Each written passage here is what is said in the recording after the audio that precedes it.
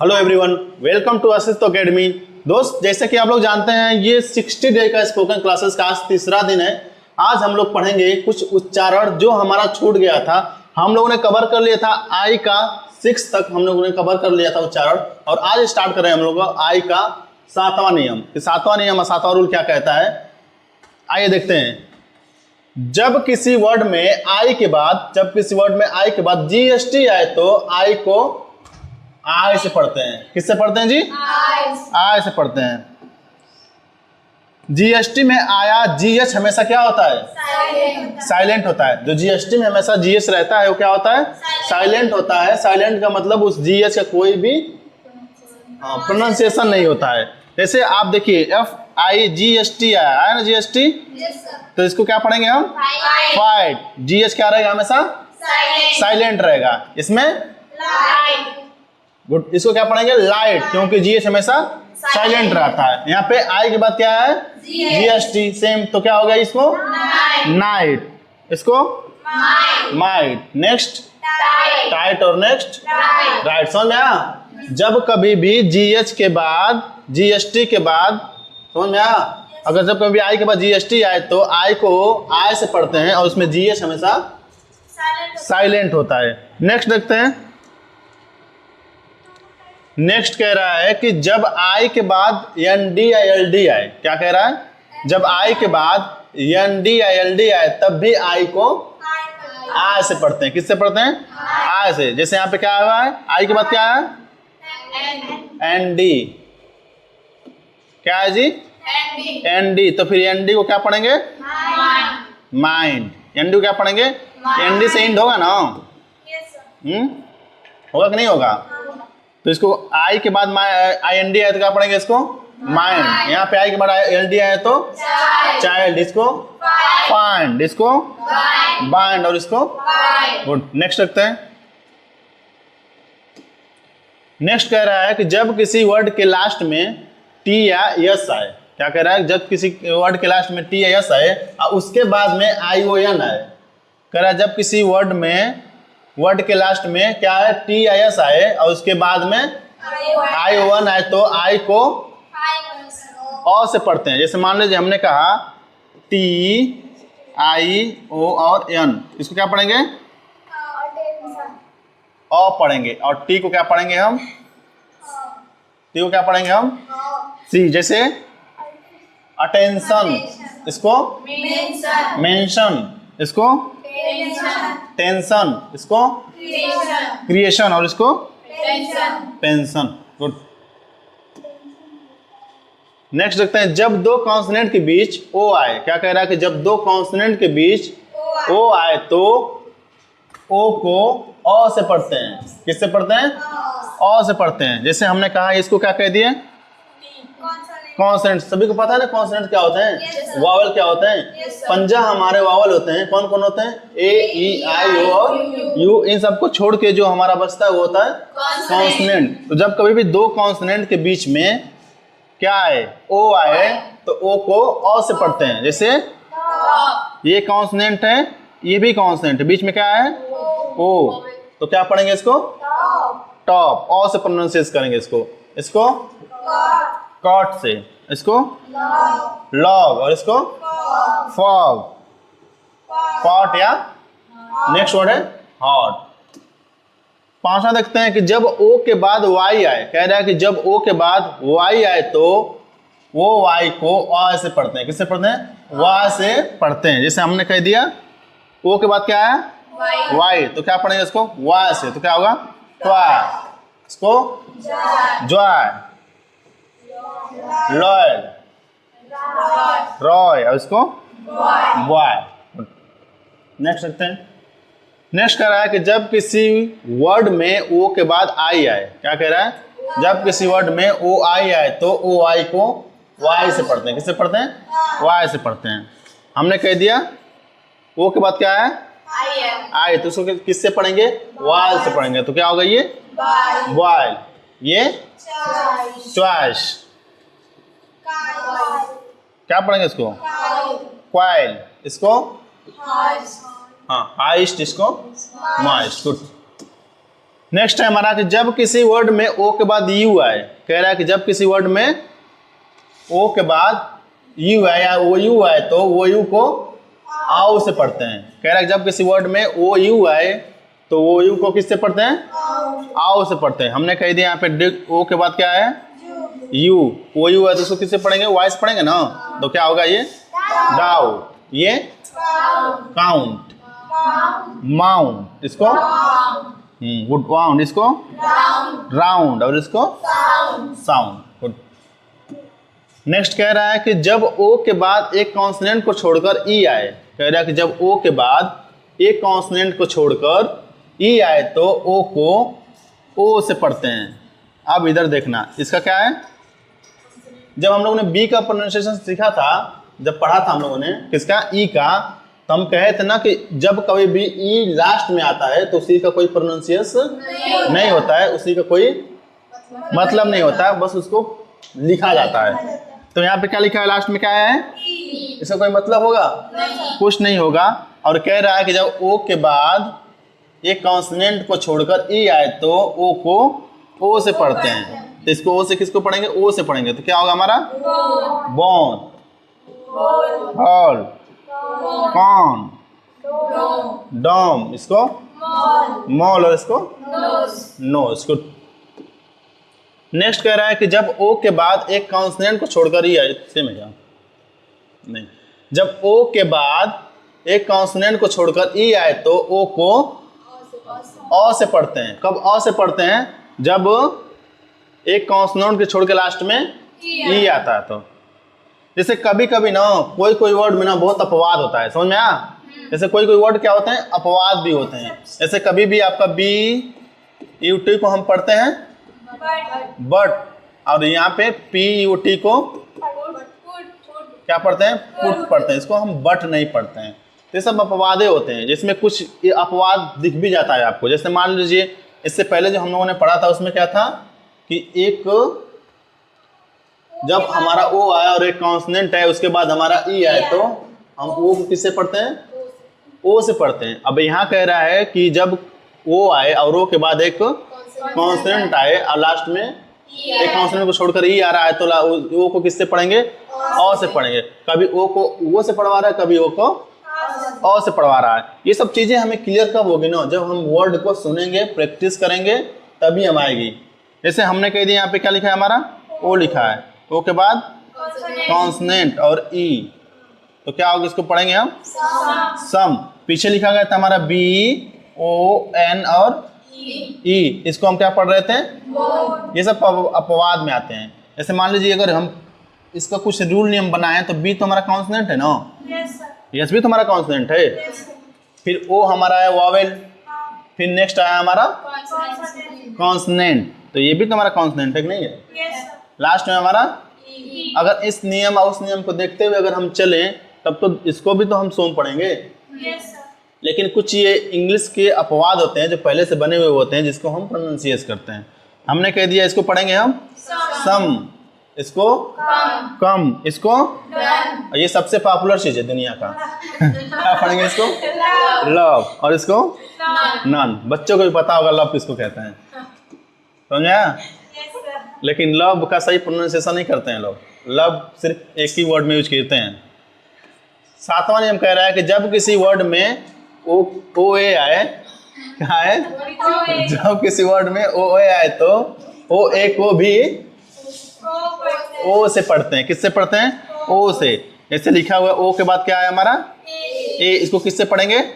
ओ से पढ़ेंगे। पढ़ेंगे ना? इसको क्या पढ़ेंगे? बोट। क्या पढ़ेंगे? मिस प्रिंट हुआ होगा, ठीक ना? क्या पढ़ेंगे इसको? बोट पढ़ेंगे। इसको हम गुड कोट पढ़ेंगे। इसको गॉड पढ़ेंगे, समझ में? इसको लोन पढ़ेंगे। इसको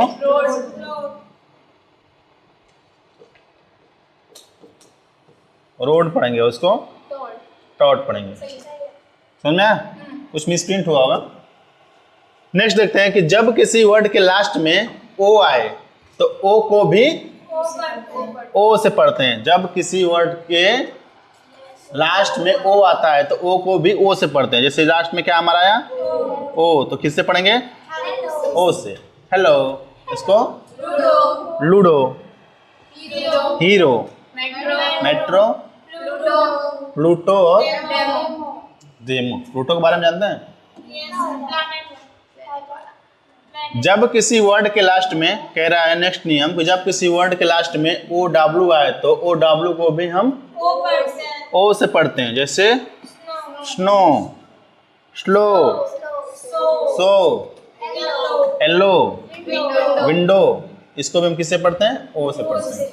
नेक्स्ट कह रहा है कि जब किसी वर्ड के लास्ट में ओ डब्ल्यू आए तो ओ डब्ल्यू को भी ओ से पढ़ते हैं। कुछ वर्ड में ना ओ डब्ल्यू को ओ से नहीं पढ़ते हैं बल्कि ओ डब्ल्यू को आउ से पढ़ते हैं। जैसे बाउल, सुने वर्ड? काउ, सुने वर्ड? इसमें हम आउ से पढ़ते हैं। कभी कभी इसको ओ से पढ़ते हैं, कभी कभी हम आउ से पढ़ते हैं। ये सब अपवाद में आते हैं, ठीक ना। नेक्स्ट कह रहा है कि जब किसी वर्ड के लास्ट में ओ डब्ल्यू आए तो ओ डब्ल्यू को भी आउ से पढ़ते हैं। जैसे हम पीछे बता रहे थे ना, जो नीचे में लिखा हुआ था, एक तो हम पढ़ते हैं किससे? ओ से पढ़ते हैं, जिसको हम लोगों ने पीछे पढ़ दिया था। उसी का जो दूसरा वाला, इसका नेक्स्ट हमारा क्या आया है, यहाँ देख लीजिए आप। जब किसी वर्ड के लास्ट में ओ डब्ल्यू आए तो ओ डब्ल्यू को भी आउ से पढ़ते। जैसे हाउ, इसको अलाउ, नाउ और इसको वाव। नेक्स्ट कह रहा है कि जब किसी वर्ड के लास्ट में ओ एन या ओ आर आए तो, कह रहा है कि जब किसी वर्ड के लास्ट में ओ एन या ओ आर आए तो ओ को ओ से पढ़ते हैं। किससे पढ़ते हैं? ओ से। जिसे लास्ट में क्या आया है? ओ आर, तो इसको हम क्या प्रोनाउंसिएट करेंगे? आर करेंगे ना, तो क्या होगा? टेलर, यहाँ पे यूनियन, रेशन, इसको डॉक्टर। नेक्स्ट कह रहा है कि जब 2 या 3 कॉन्सोनेंट के बीच यू आए, वो हम क्या कर दिए, वो हमारा कंप्लीट हो चुका है। अब नेक्स्ट क्या कर रहे हैं हम? यू की प्रोनाउंसिएशन कर रहे हैं। वावेल का हमारा आखिरी चैप्टर यू। हम करेंगे जब 2 या 3 कॉन्सोनेंट के बीच में यू आए तो यू को अ से पढ़ते हैं। कब? जब 2 या 3 कॉन्सोनेंट के बीच में आता है।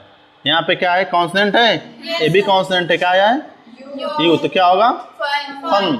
यहाँ पे डस्ट, रन, लक, सन या जस्ट। नेक्स्ट कह रहा है कि जब किसी वर्ड में यू के बाद एक कॉन्सोनेंट को छोड़कर ई आए तो यू को यू से पढ़ते हैं। जैसे क्यू, यहाँ पे हमारा वावेल है, यू है, यू के बाद क्या है हमारा? कॉन्सोनेंट है, उसके बाद ई आए तो किसको क्या पढ़ेंगे? यू से पढ़ेंगे। तो क्या होगा? क्यू, क्यूट, ट्यून या म्यूट। तो नेक्स्ट देखते हैं। जब किसी वर्ड में यू के बाद आर ई आए, कह रहा है कि जब किसी वर्ड में यू के बाद आर ई आए तो यू को ओ से पढ़ते हैं। जैसे हमने कह दिया यू के बाद क्या है? आर ई, किससे पढ़ेंगे इसको? ओ से पढ़ेंगे, पढ़ेंगे ना। तो क्या होगा? प्योर, क्योर, यहाँ पे श्योर। नेक्स्ट कह रहा है कि जब किसी वर्ड के लास्ट में यू ई, जो कह रहा है जब किसी वर्ड के लास्ट में यू ई आए तो यू ई को ऊ से पढ़ते हैं। किससे पढ़ते हैं? ऊ से। यहाँ पे क्या आया है? यू ई आया है ना, किससे पढ़ेंगे इसको? ऊ से पढ़ेंगे। तो क्या होगा? Blue, true, blue. समझ में आया? नेक्स्ट है कि जब किसी वर्ड के लास्ट में यू आर ई आए तो यू आर ई को और से पढ़ते हैं। जैसे हमने कह दिया नेचर, क्योंकि क्या है हमारा? यू आर ई, तो इसको हम हमेशा क्या पढ़ेंगे? और पढ़ेंगे। तो क्या हो गया? Nature, culture, future. समझ में? नेक्स्ट कह रहा है कि जब किसी वर्ड में यू के बाद आर आए, कह रहा है जब किसी वर्ड में यू के बाद आर आए तो यू को अ से पढ़ते हैं। जैसे हमने कह दिया यू के बाद क्या है हमारा? आर, तो इसको क्या प्रोनाउंसिएट करेंगे? अ करेंगे ना, तो क्या होगा? नर्स, इसको भी हम क्या प्रोनाउंसिएट करेंगे? आ करेंगे तो क्या होगा? कर्ड। Next hot.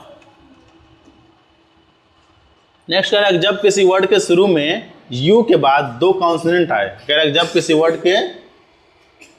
के शुरू में यू के बाद दो कॉन्सोनेंट आए तो यू को अ से पढ़ते हैं। जैसे हमने कह दिया ये हमारा क्या है? यू है। इसके बाद क्या मांग रहा है? दो कॉन्सोनेंट को कह रहा है। ये क्या हमारा? ये क्या है?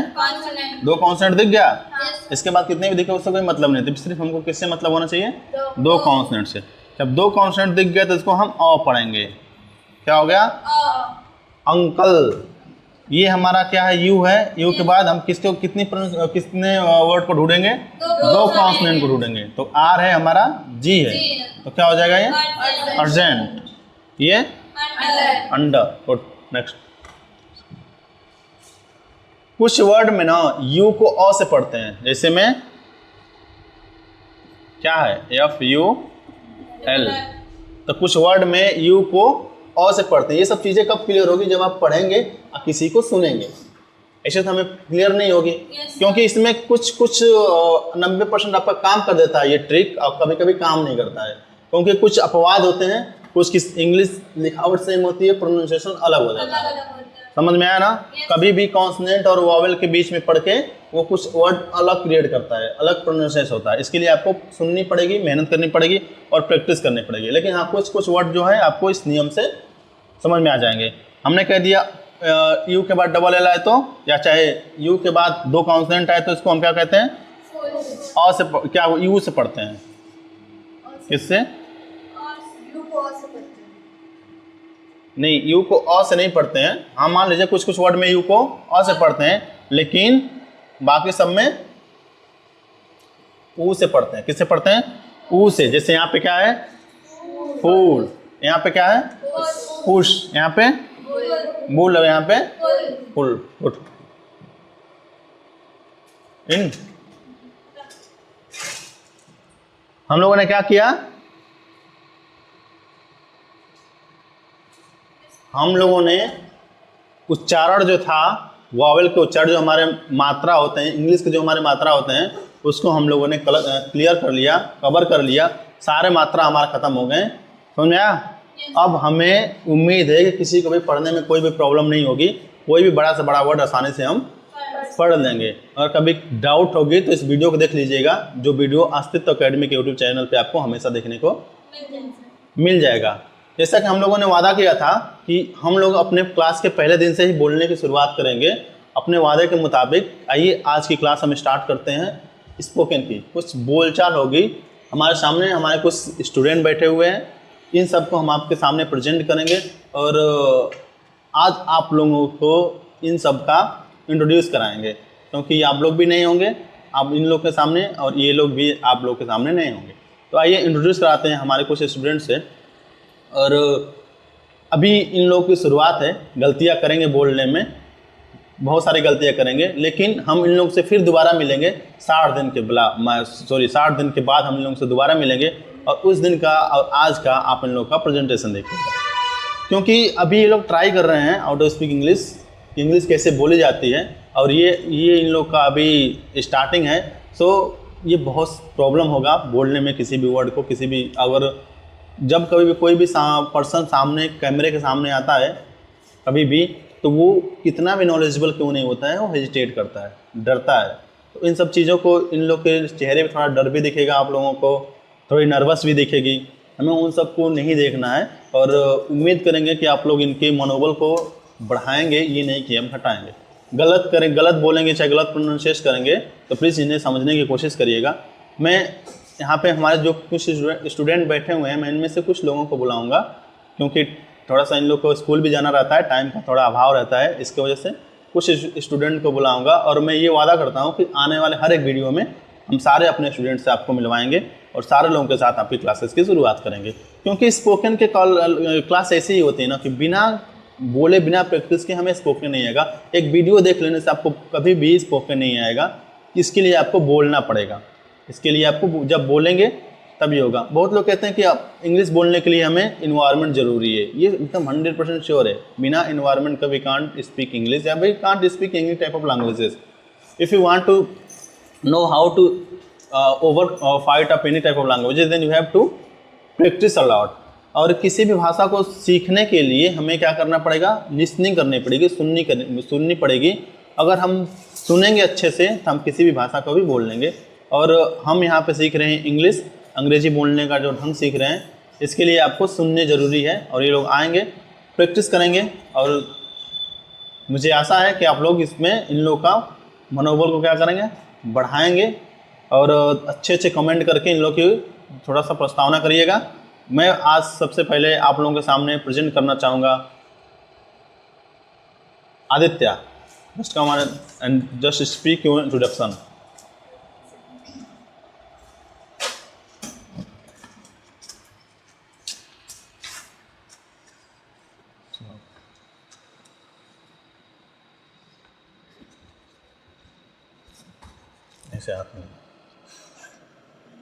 Good morning, everyone.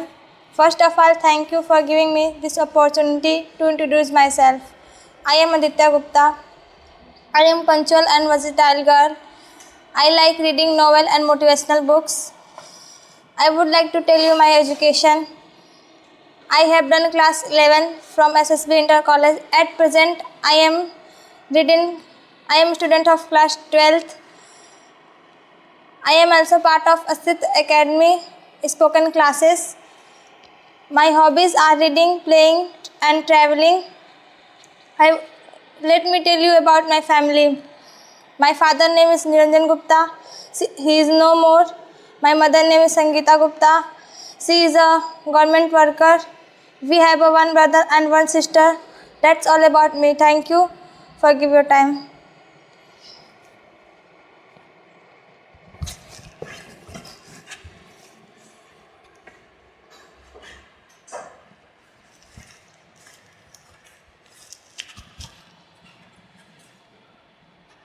Thank you Aditya for giving me your introduction. Next guys, just come Kajal.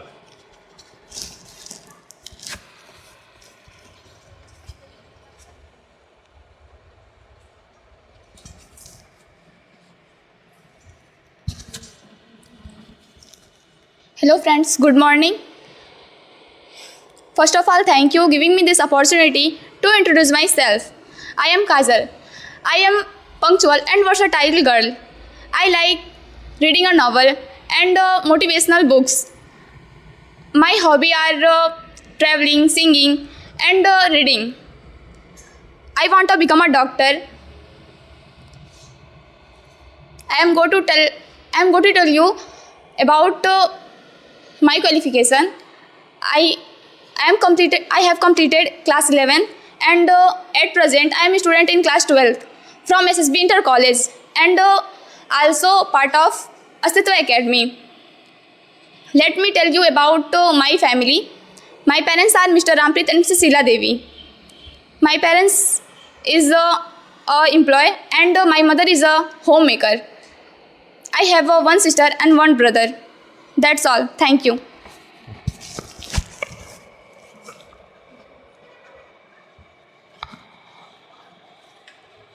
आप लोगों ने एक चीज़ नोट किया होगा, इन सबरे के चेहरे पे थोड़ा थोड़ा डर दिख रहा था। ये डर कंप्लीट हो जाएगा, ख़त्म हो जाएगा ऑटोमेटिक जब ये लोग 10-15 बार ऐसे आके स्टेज पे बोलने की कोशिश करेंगे। क्योंकि बहुत बड़े बड़े जो बोलने वाले होते हैं ना, उनका भी स्टेज फियर का डर रहता है पहले। वो भी स्टेज फियर से ही ओवरकम होकर आगे निकलते हैं। तो इसके लिए हमें ना इन सब चीज़ों को थोड़ा सा वो करना पड़ेगा और मेहनत करनी पड़ेगी। क्योंकि स्टेज फियर ऐसा ही है ना कि कभी भी आप कितने भी अच्छे कोने बोलने वाले हों, जब आपके सामने बहुत सारे बच्चे बैठे रहेंगे, बहुत सारे लोग बैठे रहेंगे, फिर उस टाइम पे आप बोलने की कोशिश करेंगे ना तो आवाज़ जल्दी बाहर नहीं निकलती है। और ये लोग तो इतना अच्छा कर रहे हैं, फिर भी उम्मीद है कि आने वाले 60 दिनों में जैसे 60 डेज़ की क्लासेस ख़त्म होगी, इन लोगों के अंदर बहुत अच्छा कॉन्फिडेंस भर जाएगा, बहुत अच्छे से बोलेंगे और किसी भी वर्ड को बोलने से पहले हेजिटेट नहीं करेंगे। और कैमरे के सामने ये लोग ऐसे आएंगे जैसे कि इन लोग का कैमरे से पूरी अच्छी खासी दोस्ती हो चुकी है। तो नेक्स्ट में बुलाना चाहते हैं हम, I would like to call you सिका, जस्ट कम।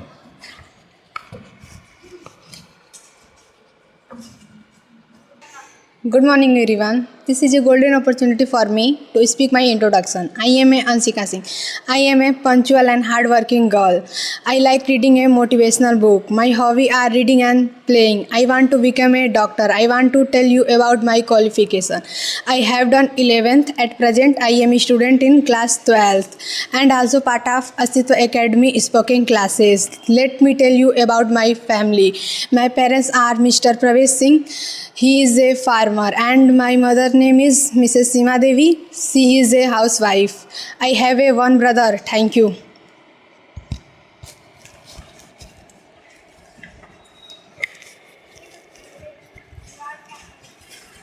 अभी हम नेक्स्ट स्टूडेंट को अपना बुलाना चाहेंगे। ऋतुराज, जस्ट कम।